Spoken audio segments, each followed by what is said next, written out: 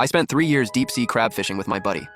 With my family's current reading skills and secret crab pot bait, I turned the worst rust bucket in the harbor into the top-selling crab boat for 3 years straight. As our reputation grew, that old boat was replaced with a luxury heavy-duty crabber worth over 10 million. But then my childhood friend and his wife, Chen Ya, suddenly tried to kick me out. This boat, the One Yang, was bought by my dad for 12 million. It has top-tier imported sonar and automatic winches. Diesel for every trip, maintenance, repairs. Which one of those wasn't paid for out of our own pockets? And you, Chengfeng? All you do is stand on deck, check the water temperature, and stuff those stinking dead fish and shrimp into crab pots. The boat is fully automated now. You don't even have to break a sweat. Here, $10,000.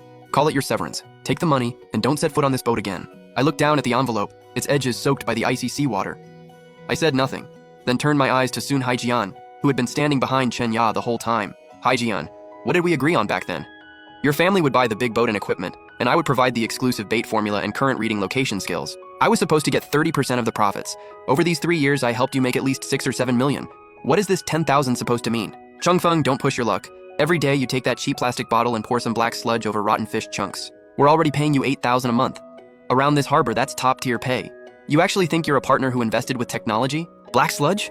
Chen Ya, without that formula of mine, your $10 million crab boat could sail to Baiting Cape and only haul back nets full of rocks. Do you have any idea how tricky the king crabs in these waters are, or how hard it is to get them to bite? Oh please, Chengfeng, you really think you're Poseidon now? Isn't it just bait fermented from dead squid, dried bonito, fish gel, and some amino acids? You think Daigua spent 3 years following you around for nothing? Brother Feng, I wrote down your ratios plus the fermentation temperature and timing in my notebook. That stuff is not that hard to make. Hearing that, the last bit of warmth in my heart went completely cold. For 3 years, I faced freezing temperatures below zero at sea every day, measuring water quality on icy decks and reading the ocean currents. To perfect that secret bait that could drive deep-sea king crabs wild, I locked myself in the stinking bait room below deck for months, breathing in sharp fish rot and ammonia until I almost lost my sense of smell. To win over the big buyers who drove refrigerated trucks to the dock, I bent over backward every day, smiling and making connections for Sun Haijian, keeping our sales channels steady for 3 whole years. Sun Haijian's boat went from a money pit that couldn't even cover diesel to the harbor's #1 cash machine.